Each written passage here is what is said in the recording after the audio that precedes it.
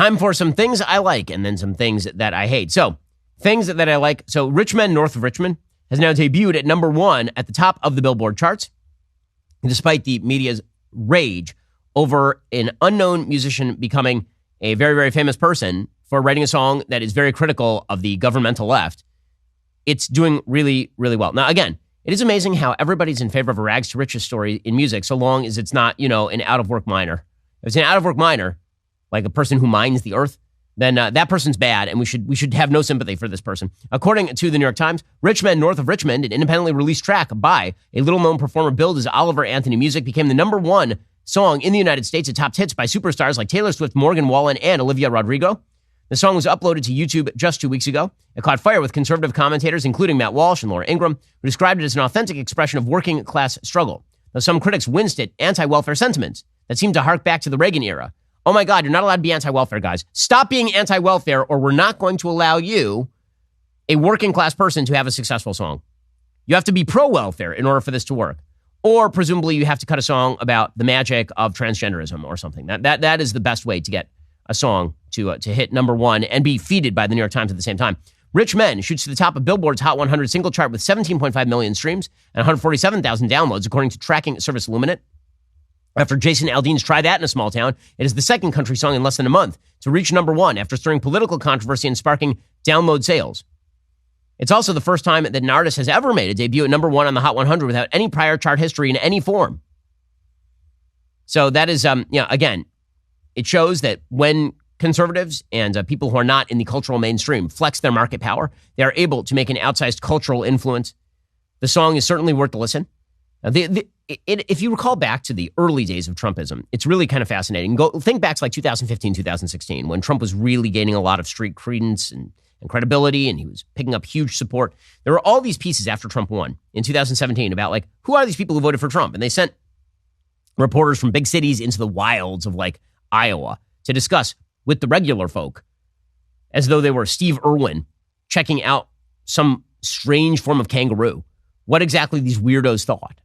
And they wanted to know for a brief moment in time. This is when books like J.D. Vance's Hillbilly Elegy started making inroads, where people were like, oh, maybe these people think differently than we do. Maybe they have certain moral values that we don't hold. Maybe they are afraid of the peculiar morality that we are bringing to them that suggests that men can be women, women can be men, and that basically individual subjectivism is the height of human experience.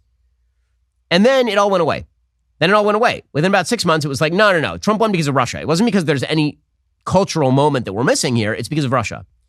Well, every time one of these kind of cultural moments reaches up and grabs the left, they freak out. And instead of trying to understand where's Men North of Richmond coming from, what does this mean? Instead of that, they just freak out and they're like, oh my God, look at these hicks. These crazy hicks who like stuff like this. How dare they? We must have the absolutely anti-melodic warblings of like Rihanna. We need them. We need people gyrating on a screen. That's the only way that we can have a major hit. If it's just a guy with a banjo playing about how, his life is tough because it turns out too much of his money's being taken away from him, we can't have that. That's super duper bad. So good once again for Oliver Anthony, good for Men North of Richmond. I couldn't be more pleased about that song's continued durability in the marketplace. Is your cell phone in desperate need of replacement? Well, you know the signs. Bad battery life. You have to have that charger on hand, charge it all the time. Cracked screen that gives you that glass splinter look. Well, it's time to put that old phone down. It's time to put it to rest. Upgrade to a new 5G Samsung Galaxy from Pure Talk for free. Get a free 5G Samsung Galaxy with 2-day battery life, edge-to-edge display, and ultra-strong Gorilla Glass when you sign up for Pure Talk's unlimited talk, text, and 15-gig data plan for just $35 a month. Plus, it comes with a mobile hotspot. If you're not using Pure Talk, you're simply paying too much money. Get all the data you could ever need for half the price of the big carriers on America's most dependable 5G network. Head on over to puretalk.com/Shapiro for your free, super durable 5G Samsung Galaxy when you switch over to Pure Talk. Again, visit puretalk.com/Shapiro. Make the switch to my cell phone company, Pure Talk, the official wireless partner of it, the Daily Wire. I've been using Pure Talk coverage for, a year now. And I got to tell you, it is excellent coverage.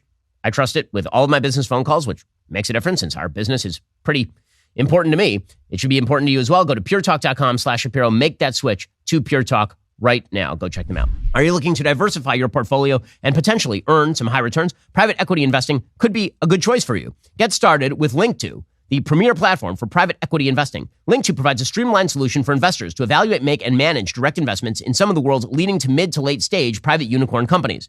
With Link2, you can shape your private portfolio, make an impact on industries like digital assets, space tech, AI, and more. Link2 acquires shares in private companies with investments starting as low as $2,500. Forget about hidden fees. Link2 offers you the chance to invest with no management or performance fees and with real-time liquidity. How? When you sign up and you confirm your accreditation, then you can invest in cutting-edge companies. The process is seamless and user-friendly. Sign up, verify accreditation, and dive into a world of groundbreaking private companies. Global investors have trusted Link2 to execute more than $160 million of transactions in over 40 high-quality private companies. Join a thriving community of over 200,000 users who trust Link2 for their private market investments. Shape your private portfolio with Link2 today. Head over to www.link2.com/Ben to get started. That's www.linqto.com/Ben. Well, if you're Donald Trump and there's a great way for you to, quash all talk about a debate where you're not going to be, here's a great way. Show up for your arrest in Fulton County, Georgia. So, again, dude has impeccable timing. You have to say that Donald Trump knows how to work a camera. That is for damn sure. So, according to CNN, Donald Trump plans to turn himself in and be processed at the Fulton County Jail on Thursday following his agreement earlier Monday to a $200,000 bond and other release conditions. I'll be going to Atlanta, Georgia on Thursday to be arrested, Trump wrote on Truth Social. So apparently, several co-defendants in the Georgia racketeering case have also agreed to the terms of their bond agreements with the DA's office. Trump's lawyers, Jennifer Little, Drew Feining, and Marissa Goldberg, met with the DA's office on Monday before the details of the bond agreement were released. Other Trump lawyers have been working behind the scenes on the approach to the bond.